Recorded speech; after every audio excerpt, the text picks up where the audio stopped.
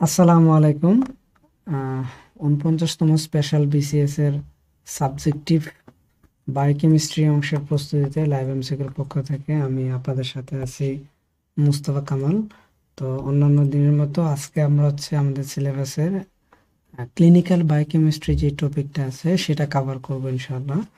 তো আমরা যদি একটু প্রথমে সিলেবাসটা দেখি, এখানে মূলত বিভিন্ন ধরনের যে ডায়াগনস্টিক মার্কার এনজাইমগুলি আছে সেগুলি হচ্ছে ডিটেকশন, তাদের সিগনিফিকেন্স, হাই লেভেল সিগনিফিকেন্স এবং কমে গেলে সিগনিফিকেন্স, এবং বিভিন্ন ধরনের মেটাবলিক ডিজিজের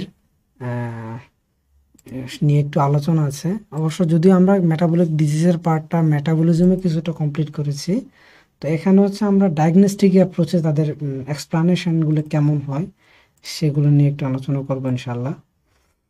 তো প্রথমে আসে যে ডায়াগনস্টিক এনজাইমটা আসলে কি। তো যে সকল এনজাইম ডিটেকশনের মাধ্যমে আমরা কোনো বডিতে ডিজিজ বা বডির ম্যালফাংশনটাকে ডায়াগনাইজ করতে পারি, আইডেন্টিফাই করতে পারি, ওই এনজাইমগুলোকে আমরা কি বলি? ডায়াগনস্টিক এনজাইম বলি।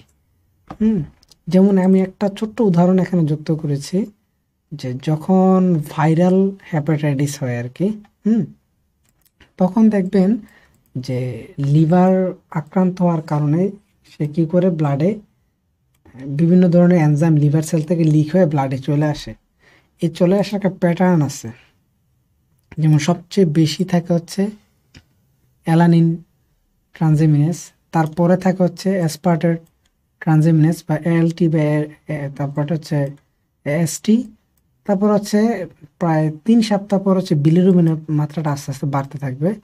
এবং নর্মাল লিভার ইনফেকশনের ক্ষেত্রে, স্পেশালি হ্যাপাটাইটিস এ ভাইরাস, যেগুলো মাইল্ড ভাইরাস, সেক্ষেত্রে কিন্তু তাদের লেভেলটা মোটামুটি 5 সপ্তাহ পরে কমতে থাকে। তাহলে এই হরমোনগুলো যদি আমরা ডিটেক্ট করতে পারি, এই যে এনজাইমগুলো আছে এগুলো যদি আমরা ডিটেক্ট করতে পারি, তাহলে কিন্তু আমরা ডায়াগনোস করতে পারি এটা কি লিভারের সমস্যা নাকি অন্যান্য ক্ষেত্রে সমস্যা। তো এইটার মাধ্যমে আমাদের ডায়াগনস্টিক এনজাইমগুলোকে নির্ধারণ করা হয় যে আমরা কাকে নির্ধারণ, মানে ডিটেকশনটা করব, তারপরে ডিটেকশনের উপায়। আচ্ছা, এই ক্লিনিক্যাল বায়োকেমিস্ট্রিতে আরেকটা ইম্পর্টেন্ট পার্ট আইসো এনজাইম। আমরা এনজাইম পার্ট এটা নিয়ে আলোচনা করেছি যে একটা এনজাইম তার অনেকগুলি কি থাকতে পারে, আইসো এনজাইম থাকতে পারে। মানে অনেকগুলি ভিন্ন ভিন্ন প্রোটিন বা ভিন্ন ভিন্ন এনজাইম যাদের স্ট্রাকচার আলাদা, কিন্তু তাদের সবার কাজ একটা। তাহলে একই কাজের জন্য একাধিক এনজাইম কেন দরকার? এটার কারণটা বডির বিভিন্ন অর্গানে ওই বিভিন্ন এনজাইমের বিভিন্ন ভার্সনটা থাকে। তো এদের সবাইকে আমরা কম্বাইনলি বলি আইসো এনজাইম। আমি এখানে একটা চার্ট যুক্ত করেছি, যেখানে আপনারা লিভার ফাংশন টেস্ট করার জন্য কি কি এনজাইম দেখা হয় বা কি কি বায়োকেমিক্যাল কম্পাউন্ডকে ডিটেকশন করা হয়, এটার একটা চার্ট আছে। আমি যদি কয়েকটা বলি, যে বডিতে যদি হিম বেশি ভাঙতে থাকে তাহলে বিলিরুবিনের মাত্রাটা বাড়বে আস্তে আস্তে। লিভার যদি কোনো কারণে লিভার সেল হেপাটোসাইট ডিস্ট্রয় হয়ে যায়, ধ্বংস হয়ে যায়, তাহলে ওই যে এএলটি এএসটি এই ধরনের এনজাইমগুলো আস্তে আস্তে বাড়তে থাকবে ব্লাডের মাঝে। তারপরে যদি লিভারের ফাংশনটা অন্য কোনো কারণে ইম্পেয়ার্ড হয়ে যায় বা একটু কমে যায়, তখন অবশ্যই অ্যালানিন, অ্যালবিউমিন নামে যে প্রোটিনটা আছে, আমাদের প্লাজমা প্রোটিন বা মেইন প্লাজমা প্রোটিন, সেটার পরিমাণ কিন্তু ব্লাড আস্তে আস্তে কমতে থাকবে। একইভাবে আমাদের বিভিন্ন ধরনের বায়োকেমিক্যাল কম্পাউন্ড এবং এনজাইম সব কিছু মিলিয়ে আমরা বুঝতে পারি যে তাদের লেভেলটা থেকে বুঝতে পারি লিভার কি ঠিকভাবে ফাংশন করছে নাকি করছে না। যেমন আমরা কমন সবচেয়ে থেকে বেশি আমাদের ডাক্তাররা যে দুটো টেস্ট দিয়ে থাকেন, সেটা এএলটি টেস্ট বা এএসটি টেস্ট। সংক্ষেপে এদেরকে এসজিবিটি বলে এলটিকে, আর এএসটিকে বলে এসজিওটি টেস্ট। তো এএলটি হাইলি লিভার স্পেসিফিক, মানে এএলটি মেইনলি লিভার সেলেই থাকে, এটা ব্লাডে আসার কথা না। যদি কোনো কারণে এএলটি ব্লাডে চলে আসে, তাহলে বুঝতে হবে কি অবশ্যই লিভার সেল ডিস্ট্রাকশন হয়েছে বা লিভার সেল ভেঙে গিয়েছে, যার ফলে তো ওই এনজাইমটা ব্লাডে এসেছে। তো এলটি যদি আমরা ব্লাডে ডিটেক্ট করি নর্মালের থেকে বেশি লেভেলে, তাহলে বুঝতে হবে তার লিভার ইনজুরি আছে। আর এসটি এটা লিভার থেকেও আসতে পারে বা হার্ট, মাসেল, ব্রেইন অনেক জায়গা থেকে আসতে পারে। এটা মোটামুটি less specific marker, less specific marker for liver function. এটা একটা অন্যান্য যে আমি অর্গানগুলি বললাম, ব্রেন, মাসেল, সবার জন্য একটা কমন মার্কার বলতে পারি। সো যদি এএসটি এলটি দুইটাই ডিটেকশন করে যদি দেখেন যে এএসটির পরিমাণটা বেশি, তাহলে এটা হচ্ছে more specific sign for a liver injury. যেমন আমরা আর কয়েকটা এনজাইম দেখি, সিকে মানে ক্রিয়েটিন কাইনেস, আর হচ্ছে ল্যাকটেট ডিহাইড্রোজেনেস। তো ল্যাকটেট ডিহাইড্রোজেনেস এবং ক্রিয়েটিন কাইনেস এই দুইটারই কিন্তু আইসো এনজাইম আছে। আমরা এনজাইম পার্টে স্পেশালি এলডিএইচ এর 5টা আইসো এনজাইমের কথা আমরা আলোচনা করেছিলাম। তো একইভাবে সিকে বা ক্রিয়েটিন কাইনেস তারও কিন্তু কি আছে, অনেকগুলো আইসো এনজাইম আছে। তার মধ্যে কয়েকটা প্রধান হচ্ছে সিকে এমএম, সিকে এমবি, সিকে বিবি। সিকে এমএম হচ্ছে এটা মাসেলে থাকে, এই আইসো এনজাইমটার লোকেশন হচ্ছে মাসেল। সিকে এমবি হচ্ছে কার্ডিয়াক মাসেলে থাকে, আর সিকে বিবি হচ্ছে ব্রেন টিস্যুতে থাকে। তাহলে আপনি হচ্ছে ক্রিয়েটিন কাইনেসের 3টাই এনজাইম হচ্ছে ডিটেক্ট করলেন। তো ডিটেক্ট টেস্টে যদি দেখা যায় যে সিকে এমএম বেশি বা সিকে এমএম এর লেভেলটা নর্মাল থেকে বেশি, তাহলে বুঝতে হবে মাসেল ইনজুরির কারণে এটা আসার সম্ভাবনা বেশি। স্পেশালি সিকে এমবি হার্ট অ্যাটাক বা এমআই যেটা বলে মায়োকার্ডিয়াল ইনফ্রাকশন, এইটার পরবর্তীতে কিন্তু সিকে এমবির পরিমাণটা এক লাফে হুট করে অনেক বেড়ে যায়। অনেক সময় heart attack, minor heart attack হয়, পেশেন্ট নিজে ওইভাবে ঠিকভাবে বুঝতে পারে না। তো ডাক্তারদের কাছে গেলে যে আমার অমুক তারিখে খুব বেশি বুক ব্যথা করেছিল, অস্বস্তি লেগেছিল, তখন কিন্তু ডাক্তাররা এই সিকেএমবি টেস্টটা দিয়ে থাকেন। যে যদি সিকেএমবি নর্মাল ভ্যালু থেকে নর্মাল রেঞ্জ থেকে অনেক বেশি থাকে, তাহলে ডাক্তাররা একটা ধারণা করেন যে তার হয়তোবা কি একুয়েট এমআই বা একুয়েট মায়োকার্ডিয়াল ইনফ্রাকশন হয়েছিল। আর ব্রেন ইনজুরির ক্ষেত্রে হচ্ছে সিকেবিবির লেভেলটা বাড়বে। একইভাবে এলডিএইচ বা ল্যাকটেট ডিহাইড্রোজেনেস যে আমাদের যে এনজাইমটা আছে, এলডিএইচ 1 থাকে হচ্ছে মাসেল সেলে। তার মানে এলডিএইচ 1 এর লেভেলটা বেড়ে যাওয়া মানে হচ্ছে অবশ্যই মাসেল সেল ইনজুরির লক্ষণ। মাসেল সেল ইনজুরি হওয়ার কারণে তো এলডিএইচ 1টা বাড়বে। তাহলে এলডিএইচ 1 এবং 2 বা অন্য এলডিএইচ আইসো এনজাইমগুলির লেভেলটা ডিটেকশনের মাধ্যমে আমরা বিভিন্ন ধরনের রোগের প্রেডিকশন করতে পারি। Specially LDH 1 is for myocardial infraction. আরেকটা এনজাইম হচ্ছে অ্যালকালাইন ফসফেটেস।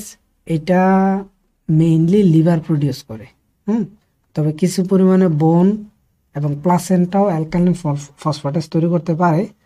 তো এইটা কখন তৈরি হয়? ধরেন লিভার তো বাইল অ্যাসিড প্রোডাকশন করে, তাই না?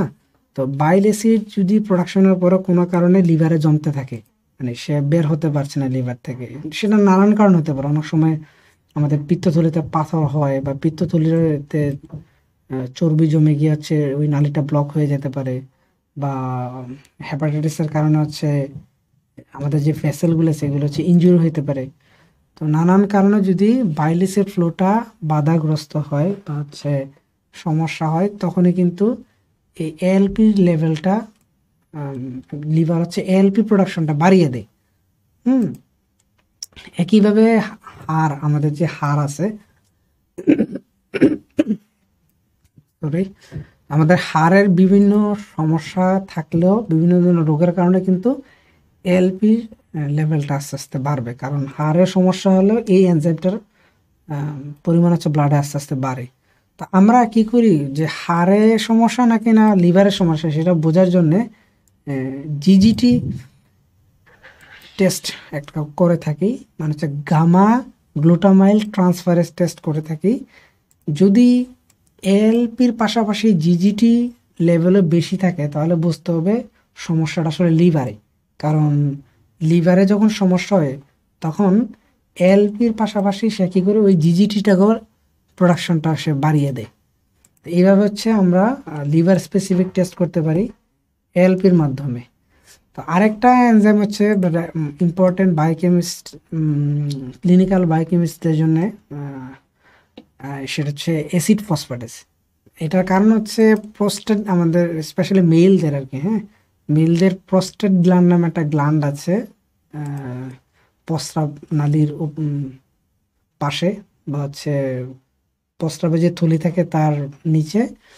তো এটা যদি প্রস্টেট গ্ল্যান্ডটা নর্মাল থাকে তখন এমনিতেই ব্লাডে একটা নির্দিষ্ট পরিমাণ অ্যাসিড ফসফেটাস থাকে, কিন্তু কোনো কারণে যদি এই প্রস্টেট গ্ল্যান্ডে হাইপারট্রফি দেখা দেয়, মানে হচ্ছে তার সাইজ বেড়ে যায় বা হচ্ছে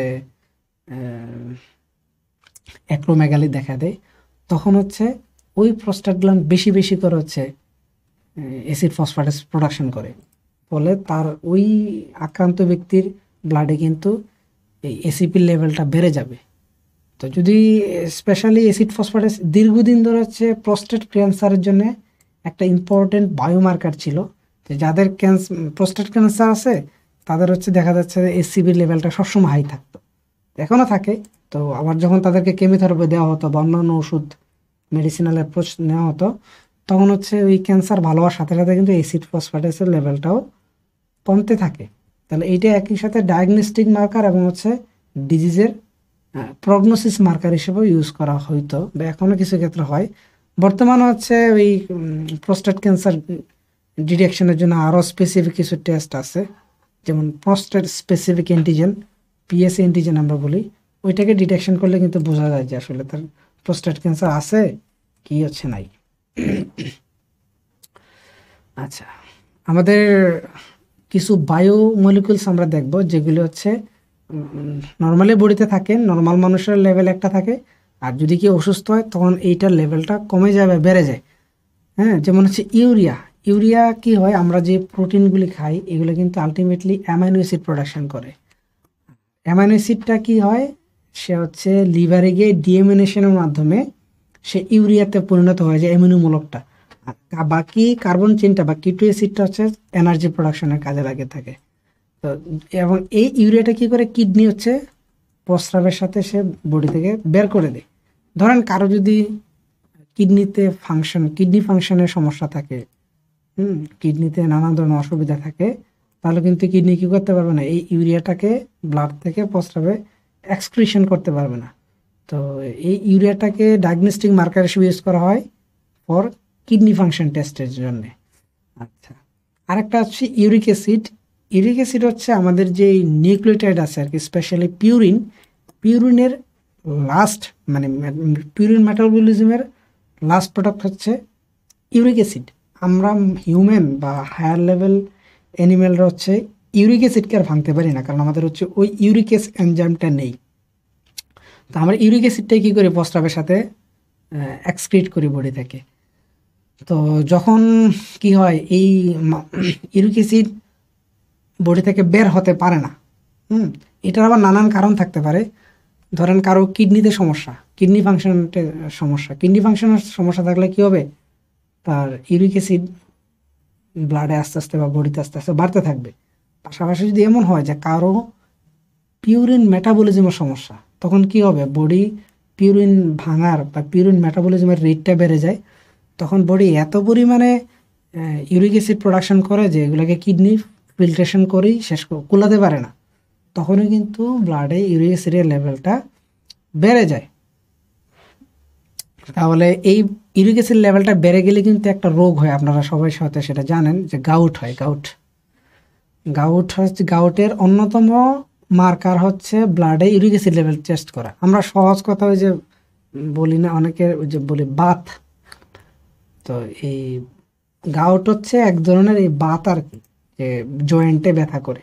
কারণ কি, আমরা গাউট নিয়ে বসে পরে আলোচনা করব, যে ইউরিক অ্যাসিডটা বডি থেকে বের হতে না পারার কারণে ওই হাড়ের জয়েন্টে মনোসোডিয়াম ইউরেট হিসেবে জমতে থাকে, ফলে ওই হাড়ের জয়েন্টে ব্যথা হয়। আর কিছু কিছু রোগের ক্ষেত্রে ইউরিক অ্যাসিডটা হচ্ছে কমে যায়, মানে তখন তারা হচ্ছে পিউরিন মেটাবলিজম করতে পারে না, যেমন হচ্ছে উইলসন ডিজিজ, ফ্যানকনি সিনড্রোম। এইসব রোগের ক্ষেত্রে দেখা যায় পিউরিন মেটাবলিজম করতে না পারার কারণে ইউরিক অ্যাসিডও তৈরি হয় না, এবং ওই নানান ধরনের মেটাবলিক যে ইন্টারমিডিয়েটগুলো সেগুলি বাড়তে থাকে, ফলে নানা এই ধরনের সমস্যাগুলি দেখা দেয়। আচ্ছা, আরেকটা ইম্পর্টেন্ট বায়োমলিকুলস হচ্ছে বিলিরুবিন। আমরা সবাই জানি যে আমাদের বডিতে আরবিসি থাকে, আরবিসিগুলার লাইফ হচ্ছে 120 দিন বা হচ্ছে 4 মাস। এই 4 মাস পরে কিন্তু প্রত্যেকটা আরবিসি কী হয়, লিভার এবং স্প্লিনে এগুলি হচ্ছে ডেস্ট্রয় হয়ে যায়। ডেস্ট্রয় হওয়ার পরে তাদের যে হিমোগ্লোবিনটা থাকে, এই হিমোগ্লোবিনের হিমটা আলাদা হয়ে যায় এবং গ্লোবিনটা হচ্ছে আবার রিসাইকেল হয়। আর হিমটাকে মেটাবলিজম করলে বা ভাঙলে স্টেপ বাই স্টেপ আমরা কি পাই, বিলিরুবিন পাই। তো নর্মালি কী হয়, এই বিলিরুবিনটা লিভারে যায়, লিভারে গিয়ে সে কিছুটা বাইল অ্যাসিডে কনভার্ট হয় এবং বাইল অ্যাসিডটা আবার হচ্ছে স্টেপ বাই স্টেপ কি হয়, সে বডি থেকে সে কিছুটা ফিসিসের মাধ্যমে বের হয়ে যায় বা পায়খানার সাথে বের হয়ে যায় এবং বাকিটা হচ্ছে কিডনির মাধ্যমে বের হয়ে যায়। তো কিছু কিছু ক্ষেত্রে দেখা যায় যে যদি বডিতে বিলিরুবিন প্রোডাকশনের মাত্রাটা বেড়ে যায়, হ্যাঁ, অনেক কারণ থাকতে পারে, যেমন জন্ডিস, ভাইরাল জন্ডিস বা ভাইরাল হেপাটাইটিস বা হচ্ছে লিভার সিরোসিস, নানান কারণে কিন্তু বডিতে বা হচ্ছে সিকেল সেল এনিমিয়া বা হচ্ছে অন্যান্য মাইক্রোসাইটিক এনিমিয়া, বিভিন্ন ধরনের যত কারণে আরবিসিগুলো ভাঙতে পারে, এই সবগুলির কারণে কিন্তু বিলিরুবিনের পরিমাণটা বাড়বে। তাহলে বিলিরুবিন হচ্ছে আমাদের একটা ইম্পর্ট্যান্ট ডায়াগনস্টিক মার্কার। তো এই বিলিরুবিন মানে আবার দুই ধরনের হয়, একটা হচ্ছে আনকনজুগেটেড বিলিরুবিন আর একটা হচ্ছে কনজুগেটেড বিলিরুবিন। আচ্ছা, ওই হিম থেকে ভেঙে যে বিলিরুবিনটা হয় এটা হচ্ছে আনকনজুগেটেড বিলিরুবিন। আর এই আনকনজুগেটেড বিলিরুবিনটা লিভারে আসে, সে হচ্ছে কি হয়, ওই গ্লুকুরোনিক অ্যাসিডের সাথে যুক্ত হয়, যুক্ত হলে আমরা সেটাকে বলি কনজুগেটেড বিলিরুবিন। গ্লুকুরোনিক অ্যাসিড যুক্ত হওয়ার কারণে কনজুগেটেড বিলিরুবিন কি ওয়াটার সলিউবল হয়, মানে সহজেই তাকে হচ্ছে কিডনির মাধ্যমে এক্সক্রিট করতে পারে আর কি। তো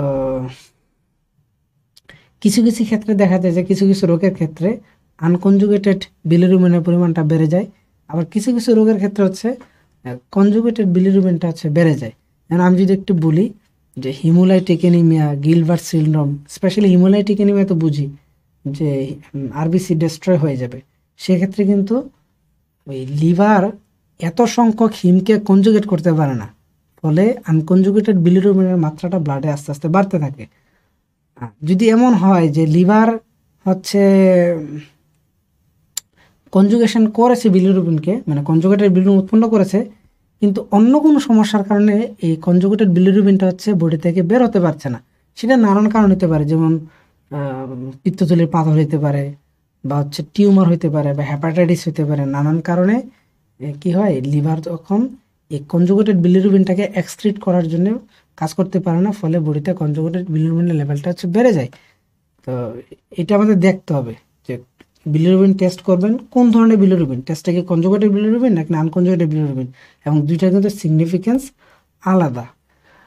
আরও কিছু মৌলিক আমি আলোচনা করছি, যেমন হচ্ছে গ্লুকোজ এবং কোলেস্ট্রল। গ্লুকোজ তো আপনারা এটাও জানেন যে গ্লুকোজ একটা আমাদের বডির এনার্জির প্রাইমারি সোর্স, স্পেশালি ব্রেন তো গ্লুকোজ ছাড়া অন্য তেমন কিছুই সে হচ্ছে অ্যাবজর্ব করে না এনার্জি সোর্স হিসেবে। তো বডিতে গ্লুকোজের এই কারণে কি থাকে, ব্লাডে একটা কনস্ট্যান্ট লেভেল থাকে, এটা হচ্ছে অ্যারাউন্ড 6 থেকে 7 মিলিমোল পার লিটার। তো যদি কোনো কারণে গ্লুকোজ ব্লাডে তার থেকে বেশি চলে আসে, তখনই কিন্তু আমরা সেটাকে বলে ডায়াবেটিস বলি, হ্যাঁ।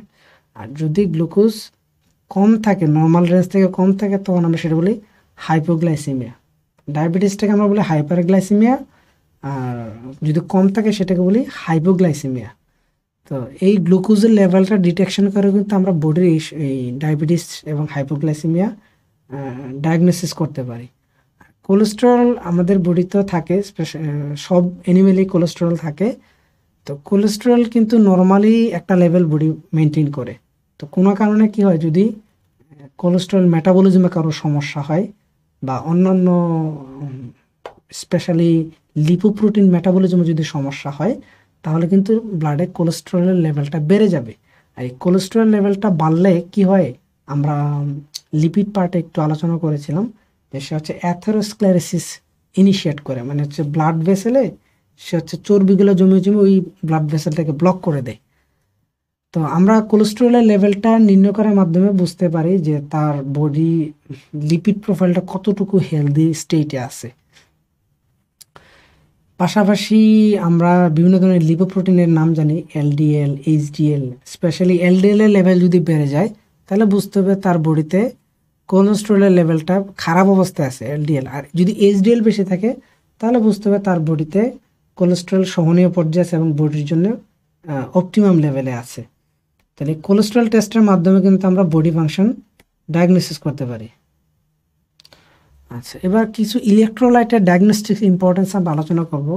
যেমন ধরি আমরা ক্যালসিয়াম। ক্যালসিয়াম কিন্তু আমাদের অনেক কাজে লাগে। আমরা দেখেছি যে আমাদের বডির সেকেন্ড মেসেঞ্জার হিসেবে কাজ করে হচ্ছে ক্যালসিয়াম ক্যালনোডালিন সিস্টেম। এটা ছাড়া আমাদের বোন ফর্মেশনে ক্যালসিয়ামের অনেক বেশি ভূমিকা আছে। তো কিছু কিছু ক্ষেত্রে কি হয়, বডিতে ক্যালসিয়ামের লেভেলটা হচ্ছে বেড়ে যায়, আমরা সমান সেটাকে বলি হাইপার ক্যালসিমিয়া। তো যদি কোনো কারণে ওই যে প্যারাথাইরয়েড হরমোন আমরা পড়েছিলাম, প্যারাথাইরয়েড হরমোনের লেভেল যদি বেড়ে যায়, মানে অস্বাভাবিকভাবে বেড়ে যায়, তখন কিন্তু কি হয়, ব্লাডে ক্যালসিয়ামের লেভেলটা হচ্ছে স্বাভাবিক থেকে বেড়ে যায়, আমরা সেটাকে বলি হাইপার ক্যালসিমিয়া হয়। আবার কিছু কিছু রোগের ক্ষেত্রে, যেমন যদি হাইপোথাইরয়েডিজম থাকে বা প্যারাথাইরয়েড হরমোন যদি কম থাকে বা ভিটামিন ডি এর ডিফিসিয়েন্সি থাকে, সেক্ষেত্রে কিন্তু ব্লাডে ক্যালসিয়াম সে এনাফ পরিমাণ মেনটেন করতে পারে না। তখন এই ধরনের সমস্যার কারণে কি হয়, হাইপোক্যালসিয়াম হয়, হাইপোক্যালসিমিয়া হয়।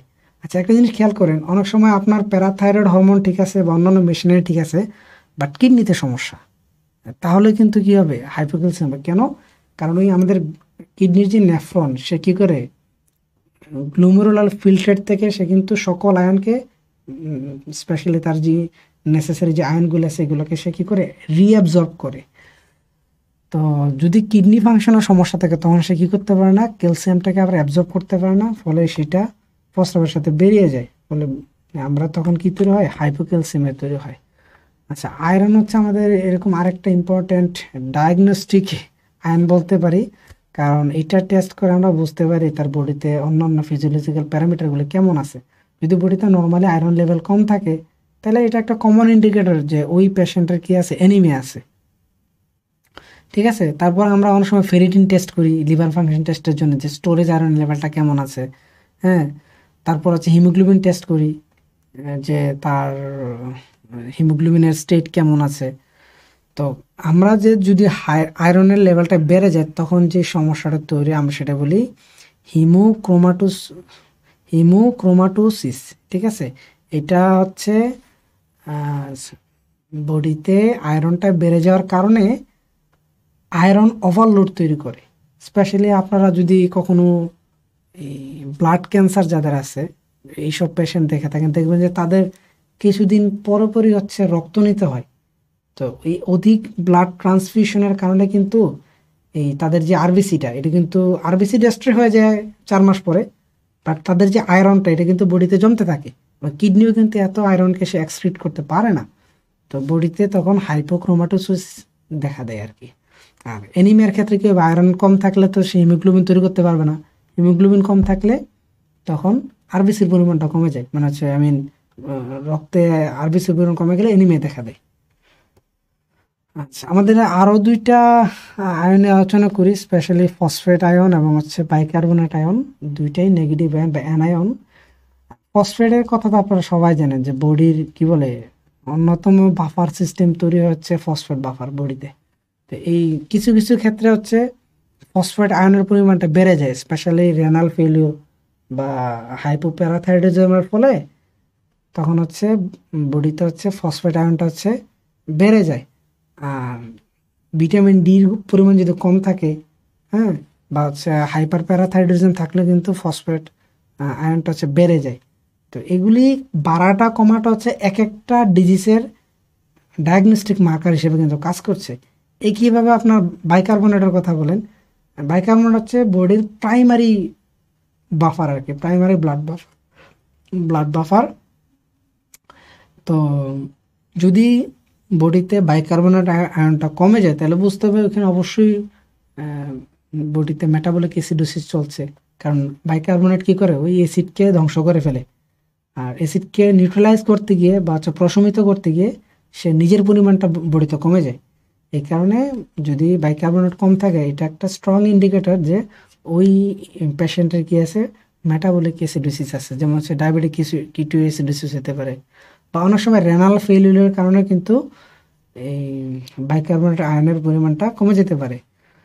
তো একইভাবে যদি মেটাবলিক অ্যালকালোসিস হয় আর কি, তখন কিন্তু আবার বাইকার্বনেট আয়নটা বেড়ে যাবে। মেটাবলিক অ্যালকালোসিসের কারণ অনেক ধরনের কারণ আছে, তো ওইগুলো আমরা আলোচনা করবো না, কিন্তু এই বাইকার্বনেট আয়নটা অ্যাসিডোসিস এবং কিটোসিসের মধ্যে কি করতে পারে, একটা ডায়াগনস্টিক মার্কার হিসেবে আমাদেরকে ধারণা দিতে পারে। আচ্ছা, এবার দেখবো আমরা কিছু ধারণা, যে একটা জিন থেকে কি তৈরি হয়, একটা জিন থেকে একটা প্রোটিন তৈরি হয়, আর এই প্রোটিনগুলো মূলত এনজাইম হিসেবে কাজ করে, আর এনজাইমগুলো কিন্তু মেটাবলিক রিয়াকশনগুলি অপারেট করে থাকে। তাহলে যদি কোনো জিনে প্রবলেম থাকে তাহলে কি হবে, ওই রেসপেক্টিভ এনজাইমটা তৈরি হবে না, আর এনজাইমটা যদি না তৈরি হয় তাহলে মেটাবলিজম হবে না। আমি যদি একটু লিখি এখানে, যে ধরেন এখানে একটা, আমি কত গ্লুকোজ বললাম, তো গ্লুকোজ কিন্তু বিভিন্ন ধরনের মেটাবলিক রিয়াকশনের মাধ্যমে, এনজাইমেটিক রিয়াকশনের মাধ্যমে কি হবে, কার্বন ডাইঅক্সাইড হচ্ছে এনার্জি হয়। আচ্ছা, তাহলে কি এই প্রসেসে যদি কোনো একটা এনজাইমে কি থাকে, প্রবলেম থাকে, তাহলে এর পরের স্টেপ থেকে কিন্তু রিয়াকশনটা আর চলবে না। তখন হচ্ছে ওই ডিফেক্টিভ এনজাইমের যে সাবস্ট্রেটটা আছে তার পরিমাণটা আস্তে আস্তে বাড়তে থাকবে। আমরা এটাকে বলি ওয়ান জিন ওয়ান এনজাইম হাইপোথিসিস, মানে একটা জিনের সমস্যা থাকলে একটা এনজাইমের সমস্যা হবে। যদিও এই হাইপোথিসিসের কাউন্টার হাইপোথিসিস আছে, কারণ কিছু কিছু এনজাইম হচ্ছে মাল্টিমেরিক আর কি, অনেকগুলো সাবইউনিট নিয়ে তৈরি হয়, এবং তাদের জিনও একটা না কয়েকটা জিন থেকে এইসব সাবইউনিট আসে। তো যাই হোক, আমরা কি দেখলাম যে এই এনজাইমে যদি কি থাকে, ডিফেক্ট থাকে, তখন হচ্ছে ওই এনজাইমের সাবস্ট্রেটটা বডিতে কি হতে পারে, অ্যাকিউমুলেশন হতে পারে, এবং সাবস্ট্রেট যদি প্রোডাক্টে কনভার্ট না হতে পারে, মানে মেটাবলিক প্রসেসটা যদি বন্ধ হয়ে যায়, তাহলে যেই প্রোডাক্টটা আমার পাওয়ার কথা ছিল এটা কিন্তু উৎপন্ন হবে না। যেমন আমি যদি গ্লাইকোলাইসিস বন্ধ করে দিই, তাহলে কি আমরা কি পাইরুভিক অ্যাসিড পাবো না?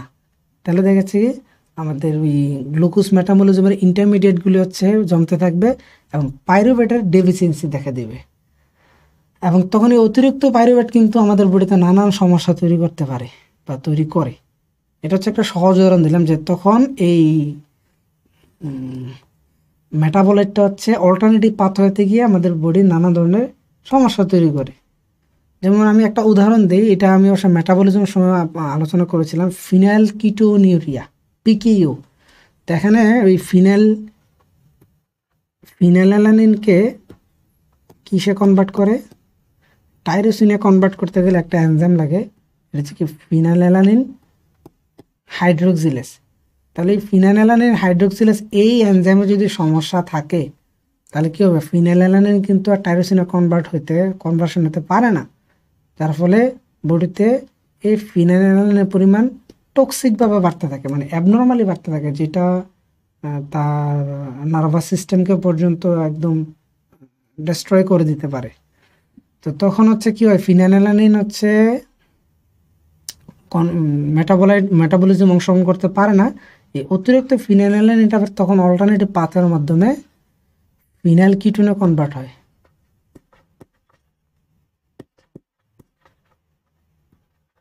আচ্ছা, আর এই ফিনাইল কিটোনটাই তখন কিডনি কি করে, মানে ব্লাড এই প্রস্রাবের সাথে হচ্ছে বের করে দেয়।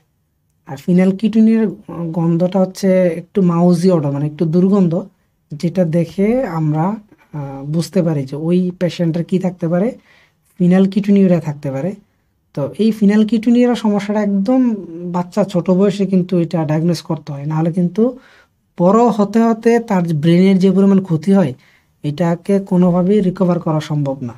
এই কারণে বিশ্বের উন্নত দেশগুলোতে বাচ্চা জন্মের পরে ফিনাইল কিটোনিউরিয়া টেস্টটাকে অনেক দেশে এটাকে বাধ্যতামূলকভাবে করতেই হয় আর কি।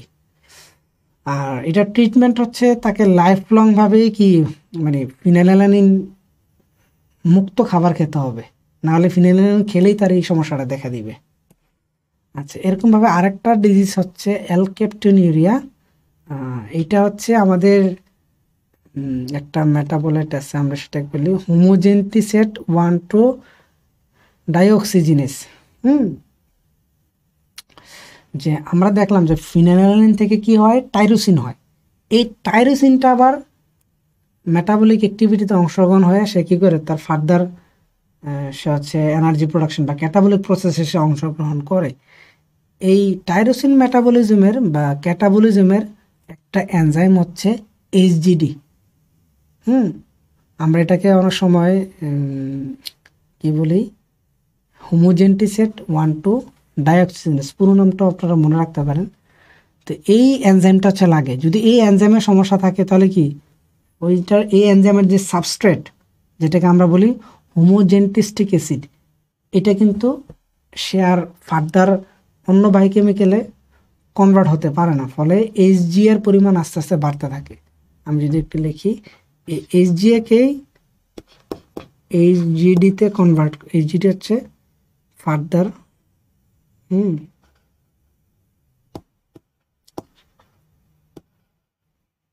মেটাবোলাইটে কনভার্ট করে। তাহলে দেখেন এই এইচজিডি এনজাইমে যদি প্রবলেম থাকে তাহলে তো হোমোজেন্টিস্টিক অ্যাসিড কি করতে পারবে না, সে আর ফার্দার কনভার্সন হতে পারবে না, ফলে ব্লাডে কী করতে থাকবে, এইচজিএ লেভেলটা আস্তে আস্তে বাড়তে থাকবে এবং নানান ধরনের সমস্যা তৈরি করবে। এটি হচ্ছে গিয়ে অ্যালকেপটিনুরিয়া। তাহলে অ্যালকেপটিনুরিয়া ডায়াগনোসিসের জন্য আপনার কী দরকার, আপনার প্রথমে হচ্ছে এইচজিডি এনজাইমটার লেভেলটা ডায়াগনোস করবেন বা ডিটেকশন করবেন, এটা কতটুকু আছে, এটা ডেফিসিয়েন্ট কিনা, এবং হচ্ছে এইচজিএ বা ওই এনজাইমের যে সাবস্ট্রেট হোমোজেন্টিস্টিক অ্যাসিড, সেটাও কিন্তু আপনাকে পরিমাপ করতে পারে যে এইটার লেভেলটা নর্মাল থেকে বেশি আছে কিনা। যদি থাকে তাহলে বুঝতে হবে তার অ্যালকেপটিনুরিয়া আছে। তো এইটার কি করতে হবে, এই এইচজিএটা যখন বেড়ে যায় তখন হচ্ছে কিডনি হচ্ছে এটাকে প্রস্রাবের সাথে হোমোজেন্টিস্টিক অ্যাসিডটাকে বের করে দেয়। হোমোজেন্টিস্টিক অ্যাসিড প্রস্রাবে থাকলে প্রস্রাবের কালারটা একটু একটু কি বলবো, কালো, মানে এই যে আমি কি বলবো যে একটু কোক টাইপের কালার চলে আসে। তো এটা দেখে বুঝতে পারা যায় যে হচ্ছে তার অ্যালকেপটিনুরিয়া আছে কিনা নাই। তো আরেকটা আমাদের ডিজিজ, মলিকুলার ডিজিজ, এটা মেটাবলিক ডিজিজ না, সেটা হচ্ছে সিকেল সেল অ্যানিমিয়া। তো সিকেল সেল অ্যানিমিয়া যদিও ক্লিনিক্যাল বায়োকেমিস্ট্রির মাধ্যমে ডিটেকশন করা যেমন সম্ভব, পাশাপাশি কিন্তু মলিকুলার ডায়াগনস্টিক্সের মাধ্যমে ডিটেকশন করা সম্ভব। আমি যদি বলি যে আমাদের যেই হিমোগ্লোবিনটা আছে, হ্যাঁ, তো তার বিটা গ্লোবিন একটা, আমি একটু লিখি, হিমোগ্লোবিনে কিন্তু কি থাকে, আলফা গ্লোবিন দুইটা চেইন থাকে, বিটা গ্লোবিন দুইটা চেইন থাকে, দুইটা মিলিয়ে দুই ধরনের চেইন মিলিয়ে হচ্ছে কি হয়, হিমোগ্লোবিন হয়। তো হিমোগ্লোবিনের এই বিটা চেইনে যদি কি থাকে, একটা পয়েন্ট মিউটেশন থাকে, তখন বিটা গ্লোবিনের এখানে গ্লুটামেট অ্যামিনো অ্যাসিডের জায়গায় কে চলে আসে, ভেলিন চলে আসে। আর কই গ্লুটামেট আর কোথায় হচ্ছে ভেলিন, গ্লুটামেট হচ্ছে একটা কি বলে নেগেটিভলি চার্জড অ্যামিনো অ্যাসিড, আর ভেলিন হচ্ছে নন পোলার অ্যামিনো অ্যাসিড। তো যার কারণে ওই বিটা গ্লোবিনের স্ট্রাকচারটা হচ্ছে ডিফর্ম হয়ে যায়, ডিফেক্টিভ হয়ে যায়। আর এই ডিফেক্টিভ বিটা গ্লোবিন প্যাকেজ হয়ে যখন হিমোগ্লোবিন তৈরি হয় তখন এটাকে ডিফেক্টিভ হিমোগ্লোবিন হবে। আর এই ডিফেক্টিভ হিমোগ্লোবিন থেকে ডিফেক্টিভ আরবিসি প্রোডাকশন হয়। এটা অনেকটা সিকেল বা হচ্ছে একটু এরকম অনেকটা হচ্ছে কাস্তে বা কাঁচির মতো বাঁকা আকৃতির আরবিসি তৈরি হয়, যেটাকে আমরা বলি সিকেল সেল। আর এই সিকেল সেল তৈরি হলে আমরা কি হয় যে এই সিকেল সেল নর্মাল আরবিসির মতো 120 দিন বাঁচতে পারে না, এবং এরা খুব সহজেই হচ্ছে ডেস্ট্রয় হয়ে যায়। তো যেহেতু সিকেল সেল তৈরি হওয়া মাত্রই তারা ডেস্ট্রয় হয়ে যায়, তাহলে কি বডিতে আরবিসির পরিমাণটা আস্তে আস্তে কমবে। এই কমার কারণে যে অ্যানিমিয়াটা হবে সেটাকে আমরা বলি সিকেল সেল অ্যানিমিয়া। তো এই সিকেল সেল অ্যানিমিয়াকে আমরা ডায়াগনোস করতে পারি ব্লাড থেকে হিমোগ্লোবিন এস বা সিকেল হিমোগ্লোবিন সিপারেশন করার মাধ্যমে, অথবা আমরা ডিএনএ এক্সট্রাকশন করে ওইটা থেকে আবার এসএনপি অ্যানালাইসিস করে কিন্তু বা হচ্ছে পিসিআর করে কিন্তু কি করতে পারি, মলিকুলার ডায়াগনস্টিক্সের মাধ্যমে সিকেল সেল অ্যানিমিয়া ডিটেকশন করতে পারি। আচ্ছা, এই সিকেল সেল কীভাবে আরও সমস্যা তৈরি করে, এটা হচ্ছে যদি নর্মাল হিমোগ্লোবিন থাকে তখন ওই আরবিসিটা হচ্ছে বেশি বেশি অক্সিজেন ক্যারি করতে পারে বা সেটা তার অপটিমাম ফাংশনটা সে প্লে করতে পারে। কিন্তু হিমোগ্লোবিন এস থাকার কারণে বা সিকেল হিমোগ্লোবিন থাকার কারণে তো সে কি করতে পারে না, সে এডিকুয়েট অ্যামাউন্ট অফ অক্সিজেন সে ট্রান্সপোর্ট করতে পারে না। এছাড়াও আরবিসির আকৃতি যদি মানে সিকেল হয়ে যায়, মানে এরকম বাঁকা বাঁকা হয়ে যায়, তো অনেকগুলো এরকম সিকেল সেল একসাথে যুক্ত হয়ে একটা চেইন বা পলিপেপটাইড চেইনের মতো গঠন করে। এই চেইনটা কি করে, ওই ব্লাড ভেসেলকে কি করে দেয়, আলটিমেটলি ব্লক করে দেয়।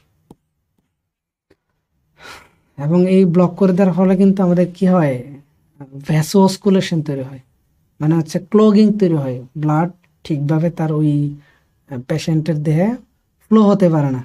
তাহলে দেখেন হিমোগ্লোবিন এস বা ডিফেক্টিভ হিমোগ্লোবিন থাকার কারণে কি হয়, সিকলিং হয়, হিমোলাইসিস হয় এবং ভ্যাসোস্কুলেশন হয়। তো এইটা হচ্ছে আমাদের সিকেল সেল অ্যানিমিয়ার কনসিকুয়েন্সেস। আরেকটা ব্লাডের ডিজিজ হচ্ছে থ্যালাসেমিয়া, ঠিক আছে। তো থ্যালাসেমিয়া হচ্ছে আমাদের যদি এমন হয় যে হিমোগ্লোবিনটা তৈরি হচ্ছে না, তখন যে সমস্যাটা তৈরি হয় সেটা হচ্ছে থ্যালাসেমিয়া। থ্যালাসেমিয়া আবার দুই ধরনের থাকতে পারে। আসলে থ্যালাসেমিয়ার 6-7টা সাবটাইপ আছে, মেজর দুই ধরনের। হ্যাঁ, একটা হচ্ছে আলফা থ্যালাসেমিয়া আর একটা হচ্ছে কি বিটা থ্যালাসেমিয়া। আলফা থ্যালাসেমিয়া হচ্ছে আলফা চেইনটা মিসিং থাকে, বিটা থ্যালাসেমিয়াতে বিটা চেইনটা হচ্ছে মিসিং থাকে। এবং এটা হচ্ছে একটা অটোজোমাল রিসেসিভ ডিজিজ, মানে হচ্ছে বাপ মা দুইজনেই যদি হচ্ছে থ্যালাসেমিয়ার কেরিয়ার হয়, তখন হচ্ছে সন্তানরা থ্যালাসেমিয়াতে আক্রান্ত হবে। তো অনেক বাংলাদেশে এটা নিয়ে একটু কথা চলেছিল যে বিয়ের আগে পাত্রপাত্রী যদি কি করা হয়, থ্যালাসেমিয়া টেস্ট করা হয়, এবং তারা যদি দুইজনে কেরিয়ার না হন তাহলে বিয়ে করলে অসুবিধা হবে না। বাট যদি এমন হয় যে তারা দুজনেই কেরিয়ার, তাহলে কিন্তু তাদের বাচ্চাদের থ্যালাসেমিয়া রোগ হবে। তো এইটা সরকার বা অন্যান্য বিভিন্ন সময় বিভিন্ন সুশীল সমাজের পক্ষ থেকে দাবি ওঠে যে বিয়ের আগে পাত্রপাত্রীর থ্যালাসেমিয়া টেস্ট করা বাধ্যতামূলক করা হোক। তার প্রধান কারণ হচ্ছে এই যে তার ডিজিজ ট্রেটটা আর কি। তো যাই হোক, এই থ্যালাসেমিয়াতে আলফা থ্যালাসেমিয়া বা বিটা থ্যালাসেমিয়া, এই চেনগুলি মিসিং থাকার কারণে হিমোগ্লোবিনের স্ট্রাকচারটা একদম পুরাই ডিফর্ম হয়ে যায়।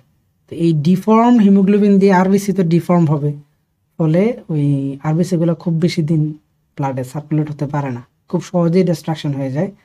এবং এই কারণে দেখবেন যে থ্যালাসেমিয়া যারা থ্যালাসেমিয়াতে আক্রান্ত, তাদের খুব দ্রুত কিছুদিন পর পর হচ্ছে ব্লাড ট্রান্সফিউশন করতে হয়।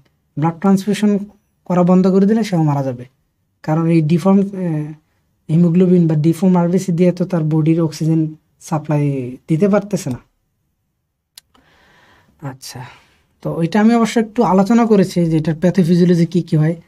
এক নম্বরটা হচ্ছে ইনএফেক্টিভ ইরাইথ্রোপোয়েসিস, যে আরবিসি প্রোডাকশন হওয়ার আগে আরবিসিটা ডেস্ট্রয় হয়ে যায় ডিফেক্টিভ ইয়া থাকার কারণে। আর হিমোলাইসিস হচ্ছে যে আরবিসি উৎপন্ন হয়ে যায় কোনোভাবে প্যাকেজিং হয়ে, ডিফেক্টিভ হিমোগ্লোবিনগুলো প্যাকেজিং হয়ে আরবিসি তৈরি করেছে, বাট সে হচ্ছে তার স্ট্রাকচারাল ডিফর্মের কারণে সে হচ্ছে ডেস্ট্রয় হয়ে যায়। তো আমরা এই থ্যালাসেমিয়া ডিটেকশনের মাধ্যমে কি করতে পারি, বিভিন্ন ধরনের আরবিসি বর্ন ডিজিজকে আমরা আইডেন্টিফাই করতে পারি। যেমন হচ্ছে থ্যালাসেমিয়া পেশেন্টদের কি থাকে, মাইক্রোসাইটিক এবং হচ্ছে হাইপোক্রোমিক অ্যানিমিয়া থাকে। হাইপোক্রোমিক অ্যানিমিয়া কেন, কারণ তাদের যেহেতু আরবিসি ডিস্ট্রাকশনের রেটটা একটু বেশি, তাহলে কি তাদের বডিতে আয়রন ওভারলোড আস্তে আস্তে জমতে থাকে, সো হাইপোক্রোমিক অ্যানিমিয়া তৈরি হয়। মানে হচ্ছে তার বডিতে আয়রন আছে কিন্তু আরবিসির পরিমাণটা হচ্ছে কম। তারপর হচ্ছে এক্সট্রা মেডুলারি হেমাটোপোয়েসিস তৈরি করে, মানে যেহেতু তার বডিতে এখন আরবিসি কম, তো বডি কি করে ওই বোন মেরুর বাইরে লিভার এবং স্প্লিন থেকেও আরবিসি তৈরি করার চেষ্টা করে, যেটা নাকি আবার এটার আবার ডিস্ট্রাকটিভ ইফেক্টও বডির উপর আছে, পাশাপাশি আয়রন ওভারলোড তৈরি করে। আরেকটা ডিজিজ নিয়ে আলোচনা করবো, আমাদের সিলেবাসে আছে, সেটা হচ্ছে গাউট। গাউট নিয়ে আমি একটু আগে বলেছিলাম যে আমাদের পিউরিন কি হয় যখন মেটাবলিজম অংশগ্রহণ করে, বা ক্যাটাবলিজম স্পেসিফিক বললে ক্যাটাবলাইজড হয়ে সে কি তৈরি করে, ইউরিয়া তৈরি করে। তো ইউরিয়াটা নর্মাল বডিতে কি হয়, সে হচ্ছে ইউরিনের সাথে এক্সক্রিটেড হয়ে যায়। কিন্তু যদি কি হয়, তার কিডনি ফাংশনের সমস্যা থাকে অথবা পিউরিনের ওভার মেটাবলিজম হয়, তখন কিন্তু বডিতে ইউরিয়ার লেভেলটা আস্তে আস্তে বাড়তে থাকে। আর বডিতে ইউরিয়ার লেভেলটা বাড়লে বা হাইপার ইউরেসিমিয়া যদি হয়, তখনই আমরা কিন্তু বলি যে এটাকে গাউট। তাহলে এই সমস্যাটা কোথায়, আমরা পরের ফিগারটা দেখলে একটু বুঝতে পারবো যে ইউরিক অ্যাসিড আমাদের ব্লাডে কি আছে, সোডিয়াম আয়ন আছে। এই সোডিয়াম আয়ন ইউরিক অ্যাসিডের সাথে বিক্রিয়া করে, হ্যাঁ, এমএসইউ প্রোডাকশন করে, মনোসোডিয়াম ইউরেট। এবং মনোসোডিয়াম ইউরেট হচ্ছে একটা আয়নিক যৌগ, সে হচ্ছে ক্রিস্টাল ফর্ম করে আর কি, হ্যাঁ, অনেকগুলো একসাথে যুক্ত হয়ে সে ক্রিস্টাল ফর্ম করে, এবং এই ক্রিস্টালগুলো জমা হয়ে যাচ্ছে এই হাড়ের জয়েন্টে। এই যে দেখেন, তাহলে দেখেন আপনার হাড়ের জয়েন্টটা যদি এরকম ধারালো, একটু আমি অবশ্যই এখানে অ্যাড করিনি, আপনারা একটু ইন্টারনেটে সার্চে দেখতে পারবেন যে এমএসইউ ক্রিস্টাল, দেখবেন যে অনেক শার্প শার্প, মানে ক্রিস্টালগুলি একটা শার্প, ছুরির মতো শার্প হয়। তা আপনার দুইটা হাড়ের মাঝে যদি এরকম ছুরির মতো জিনিসপত্র জমতে থাকে, অবশ্যই এটা খুব এক্সট্রিমলি পেইনফুল সিচুয়েশন তৈরি করে। তো এইটাই হচ্ছে গিয়ে গাউট। আর এই পেইনফুল সিচুয়েশনের পাশাপাশি আপনার যদি এই এমএসইউগুলি কোথাও দীর্ঘদিন এভাবে জমতে থাকে, সেটা কিন্তু ইনফ্লামেশনেরও জন্ম দেয়। আর ইনফ্লামেশন হলে তো ওই জায়গাটা একদম পেকে গলে বা আরও অন্যান্য সেপসিস টেপসিস হয়ে যেতে পারে।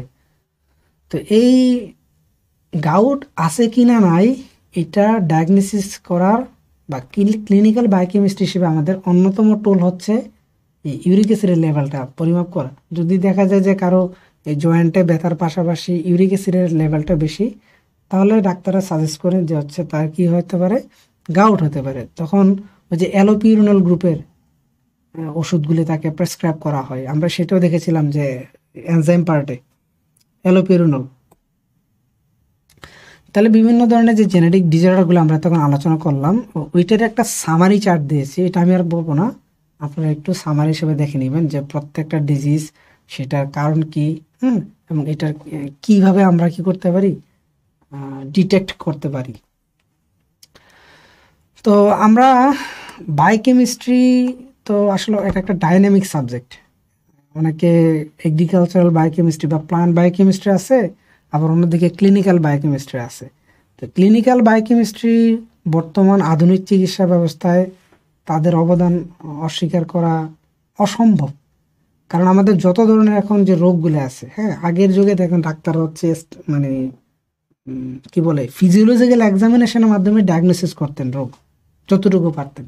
কিন্তু বর্তমানে কিন্তু ল্যাব টেস্ট ছাড়া অধিকাংশ রোগেরই ডায়াগনোসিস প্রপারভাবে ডায়াগনোসিস করা অসম্ভব। আর এই ডায়াগনোসিসের কাজটাই কিন্তু কে করেন, ক্লিনিক্যাল বায়োকেমিস্ট্রি করে থাকেন। কিন্তু দুঃখের বিষয় এই যে বাংলাদেশে হাতে গোনা কয়েকটা ভালো হাসপাতাল ছাড়া অন্য কোথাও এই ক্লিনিক্যাল বায়োকেমিস্ট নিয়োগ দেওয়া হয় না। সম্প্রতি সম্প্রতি না, অবশ্য 2022 সালে সার্কুলার হয়েছে, 23 সালে পরীক্ষা হয়েছিল। বলা যায় যে প্রায় 30 বছর পরে পিএসসি থেকে 9 জন বায়োকেমিস্ট পদের জন্য সার্কুলার দেওয়া হয়েছে, 30 বছর পরে অ্যাপ্রক্সিমেট। তো যাই হোক, পিএসসি থেকে যে দিয়েছে এটাই বেশি। তা আমরা চাই পিএসসি থেকে আরও বেশি বেশি করে সরকারি হাসপাতালগুলিতে বায়োকেমিস্ট সরকারিভাবে নিয়োগ দেওয়া হোক, যাতে করে সঠিকভাবে ডায়াগনোসিস করার মাধ্যমে ভালো করে চিকিৎসা দেওয়া সম্ভব হয়। আমি অবশ্য নিজেও এই ক্লিনিক্যাল বায়োকেমিস্ট যে পরীক্ষাটা হয়েছিল ওইটা আমি দিয়েছিলাম। লিখিত দিয়ে প্রিলিমিনারি পাস করেছিলাম, কিন্তু পরবর্তীতে লিখিত আর ভাইভাতে অংশগ্রহণ করিনি, কারণ এর আগেই 43তম বিসিএস থেকে আমার রেজাল্ট চলে এসেছিল। তবে আমার বন্ধুবান্ধব অনেকেই ওই জবটাতে জয়েন করেছে। আশা করি এই ধারাবাহিকতা বজায় থাকবে এবং বাংলাদেশের স্বাস্থ্য খাতে বিশ্বের অন্য উন্নত দেশগুলোর সাথে যদি তাল মিলিয়ে চলতে চাই, তাহলে কিন্তু ক্লিনিক্যাল বায়োকেমিস্ট আমাদের লাগবেই। তো বাংলাদেশে তো এত কিছু ধার ধারে না, দেখা যাচ্ছে যে যেই সামান্য টেকনিশিয়ানরা হচ্ছে যার ওইটা মানে ট্রাবল শুটিং বা অপটিমাইজেশন এই নিয়ে কোনো ধারণা নাই, সেও জটিল জটিল টেস্ট করে সে সাইন করে দিয়ে দিচ্ছে, আবার সাইন করার জন্য আবার ডাক্তাররা কাজ করছে। বায়োকেমিস্ট্রের যে কাজগুলি এগুলো একজন বায়োকেমিস্ট্রেরও করা উচিত, ডাক্তারদের কাজ ডাক্তারদেরকে করা উচিত। তো একটা চেইন অফ কমান্ড যদি না থাকে, তাহলেই বাংলাদেশের মধ্যে বিশৃঙ্খলা এটা থাকবেই। আচ্ছা, বা ক্লিনিক্যাল বায়োকেমিস্টদের কিন্তু বিশ্বের অন্যান্য দেশে আমরা যদি দেখি হিউজ ডিমান্ড আছে, এবং তারা কিন্তু খুব গুরুত্বপূর্ণ ভূমিকা পালন করে। যেমন আমরা যদি বলি যে হার্ট অ্যাটাক যখন হয়, যদি এটা সিভিয়ার হয় তাহলে তো ওই পেশেন্ট মারাই যায় সাথে সাথে, কিন্তু যদি হয় যে মাইল্ড অ্যাটাক হয় তখন কিন্তু ওই পেশেন্ট মারা যায় না। তো এটা কিন্তু ক্লিনিক্যালি ডায়াগনোসিস করাটা কিছুটা টাফ, কারণ আপনি তো তাকে দেখে বুঝতে পারবেন না যে আসলে তার হার্ট অ্যাটাক হয়েছে কিনা না হয়েছে। তো সেটা করার জন্য আমাদের কী দরকার, বিভিন্ন বায়োকেমিক্যাল টেস্ট করতে পারি, যেমন হচ্ছে সিকেএমবি যেটা আলোচনা করেছিলাম, তারপরে যে ট্রপোনিন। ট্রপোনিনটা হচ্ছে মানে এমআই এর জন্য, একুয়েট মায়োকার্ডিয়াল ইনফার্কশনের জন্য মোর স্পেসিফিক মার্কার। যে এমআই হয়েছে মানে হচ্ছে তার ট্রপোনিনের লেভেলটা হুট করে বেড়ে যাবে। তো এটা দেখে কিন্তু সহজেই ক্লিনিশিয়ানরা বুঝতে পারেন যে তার এমআই হয়েছে কি হয়নি। তারপর হচ্ছে আমাদের যে জন্ডিসের যে সমস্যাটা, জন্ডিস কিন্তু অনেক কারণে হয়, হ্যাপাটাইটিসের কারণে হয়ে থাকে, বা লিভার সিরোসিসের কারণে হয়ে থাকে, বা আমরা আরও অনেক কারণে জন্ডিস হতে পারে। তো কোন ধরনের জন্ডিসে কোন বিলিরুবিনটা বাড়ে কমে, সেটা ডায়াগনোসিসের মাধ্যমে কিন্তু আমরা জন্ডিসের ক্লাসিফাই করতে পারি, এবং হচ্ছে ওই অপটিমাম চিকিৎসাও করা যায়। এছাড়াও যে আমাদের যে মেটাবলিক ডিজিজগুলো আছে, এগুলোকে যদি নিউবর্নদের কি করা যায়, টেস্ট করা যায়, তাহলে কিন্তু ছোট থাকতে পিকিউ বা অ্যালকেপটিনিরিয়া এই ধরনের রোগ থেকে মানুষ বেঁচে থাকতে পারবে। আচ্ছা, তো এটা অবশ্য মজার যে ডায়াবেটিস মেটাবলিক ডিসঅর্ডার, এটা কিন্তু ক্লিনিক্যাল বায়োকেমিস্ট্রির অবদান আছে। কারণ এই যে কারো ডায়াবেটিস আছে কিনা না আছে সেটা কিন্তু ডায়াগনোস করা হয় তার গ্লুকোজ লেভেলটা দিয়ে। আর ব্লাডে গ্লুকোজ লেভেল বিভিন্ন বায়োকেমিক্যাল মেথডে কী করা যায়, বর্তমানে পরিমাপ করা হয়। তো আমি অবশ্যই এখানে ডায়াবেটিস নিয়ে আলোচনা করব না, কারণ মেটাবলিক ডিফেক্ট আলোচনায় আমরা এগুলো করেছিলাম। তো একটু সামান্য আলোচনা করব যে ডায়াবেটিস তো দুই ধরনের থাকে, টাইপ 1 আর হচ্ছে কি টাইপ 2 ডায়াবেটিস। টাইপ 1 হচ্ছে একদম ইনসুলিন থাকেই না, আর টাইপ 2 তো হচ্ছে ইনসুলিন আছে কিন্তু ইনসুলিনের যেখানে গিয়ে সে বাইন্ড করবে ইনসুলিন রিসেপ্টরটাই থাকে না, মানে ইনসুলিন, যার ফলে ইনসুলিন থাকলেও ইনসুলিন কাজ করতে পারে না, যেটাকে আমরা বলি কি ইনসুলিন রেজিস্ট্যান্স বলি। তো এই ডায়াবেটিস থাকলে কি হবে, আমাদের বডি থেকে কন্টিনিউয়াসলি কিন্তু এই যে গ্লুকোজ বেশি যে গ্লুকোজ, সে কিন্তু বিভিন্ন অর্গানে ড্যামেজ করতে পারে। হ্যাঁ, স্পেশালি মাসেল সেলে যদি গ্লুকোজ না ঢুকতে পারে তখন তো কি হয়, কিটোন বডির মাধ্যমে বা ফ্যাট বার্নিং এর মাধ্যমে এনার্জি প্রোডাকশনের চেষ্টা করা হয়, এই যে লিপোলাইসিস এন্ড কিটোজেনেসিস। তাহলে এই গ্লুকোজ যদি ঢুকতে না পারে তাহলে ডায়াবেটিক পেশেন্টদের কিটোএসিডোসিস হওয়ার সম্ভাবনা কিন্তু অনেক বেড়ে যায়। এই কারণে আমরা বলি যে ডায়াবেটিক পেশেন্টদের হচ্ছে এসিটোন ব্রেথ বা শ্বাসের সাথে এসিটোন বের হয়ে আসে। তারপর হচ্ছে যদি ডায়াবেটিস থাকে তাহলে কিন্তু মাসেল সেলে কি থাকতে পারে না, মাসেল সেলে ব্লাড থেকে গ্লুকোজ ঢুকতে পারে না, ফলে মাসেলে যে গ্লাইকোজেনটা স্টোর থাকে ওই গ্লাইকোজেনটা কিন্তু খুব দ্রুত ভেঙে যায়, ফলে হুট করে হাইপোগ্লাইসেমিয়া দেখা দেয়। অথচ ব্লাডে কিন্তু গ্লুকোজ আছে, থাকলে কি লাভ হবে, সেই গ্লুকোজটাকে সে কি করতে পারে না, ইউটিলাইজ করতে পারে না। আচ্ছা, আর টাইপ 2 ডায়াবেটিসের কনসিকুয়েন্সটা একটু আমার কাছে মনে হয় যে একটু জটিল, কারণ এখানে ব্লাডে ইনসুলিন থাকে কিন্তু সে তার টার্গেট সেলে কাজ করতে পারে না। তো এটা কিন্তু আরও ভয়াবহ পরিস্থিতি তৈরি করে। কেমন, একদিকে ব্লাডে গ্লুকোজ লেভেলটা বেশি থাকে, অন্যদিকে ইনসুলিন ব্লাডে গ্লুকোজ লেভেল বেশি থাকার কারণে এই অতিরিক্ত গ্লুকোজটা আবার কি করে, ওই প্যানক্রিয়াসকে মানে আইলেটস অফ ল্যাঙ্গারেন্সকে আবার সিগন্যাল দেয় আমার ইনসুলিন লাগবে, আমি তো ইনসুলিন গ্লুকোজকে আপটেক করতে পারছি না। তখন এই প্যানক্রিয়াটিক বিটা সেল আরও বেশি ইনসুলিন প্রোডাকশন করে, মানে যত বেশি গ্লুকোজ তত বেশি ইনসুলিন, আবার গ্লুকোজ আবার ইনসুলিন, এভাবে কিন্তু ব্লাডে গ্লুকোজের পরিমাণও বাড়তে থাকে, ইনসুলিনের পরিমাণটাও বাড়তে থাকে। একটা সময় কি হয়ে যায়, ওই প্যানক্রিয়াটিক বিটা সেলগুলি এক্সস্ট হয়ে যায়, মানে তখন সে আর ইনসুলিন প্রোডাকশন যেই রেসপন্স ওইভাবে রেসপন্স করে না, মানে সে ইনসুলিন প্রোডাকশনই বন্ধ করে দেয়। তো এইটাই হচ্ছে টাইপ 2 ডায়াবেটিস। আর আমরা জানি যে যদি ব্লাডে ইনসুলিনের হরমোন লেভেলটাও বেড়ে যায় সে কিন্তু আরও নানান ধরনের ক্ষতি করতে পারে, কারণ ইনসুলিন হচ্ছে বডির প্রাইমারি ক্যাটাবলিক হরমোন। তো যদি ইনসুলিন থাকে তখন এডিপুস সেলগুলি কি করে, বেশি বেশি করে ফ্যাট বানাতে থাকে, মানে ফ্যাট বানায় আর কি, যেটাকে আমরা লিপোজেনেসিস বলি। বা আমাদের যেই সেল সিগন্যালিং হয়, ইনসুলিন কি করতে পারে, আমাদের অ্যানাবলিক প্রসেসটাকে স্টিমুলেট করতে পারে। তো আমাদের ইনসুলিন যদি ব্লাডে বেশি থাকে, তখন সে কাজ করতে না পারলে ওই অ্যানাবলিজমটা কিন্তু আমাদের হবে না, মানে যে যে আমাদের দরকারি বা যে বায়োমলিকুলগুলো দরকার ওইগুলোর প্রোডাকশন বন্ধ থাকবে। তো ভাই, টাইপ 2 ডায়াবেটিসের আলোচনা আমার কাছে মনে হয় যে সংক্ষিপ্ত রাখাই ভালো, কারণ এটা নিয়ে আগে আলোচনা করেছি।